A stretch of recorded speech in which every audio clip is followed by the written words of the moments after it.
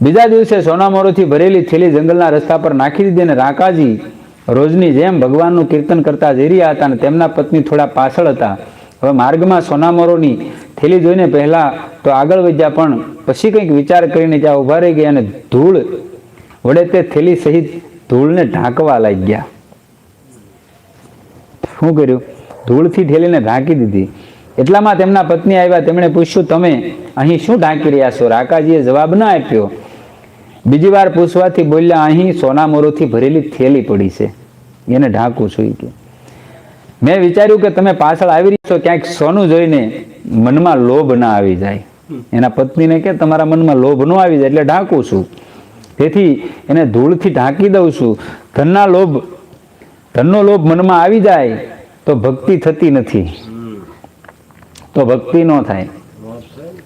પત્ની આ વાત સાંભળીને હસવા લાગીને બોલી, સ્વામી, સોનું પણ માટી છે અને માટીને માટીથી શા માટે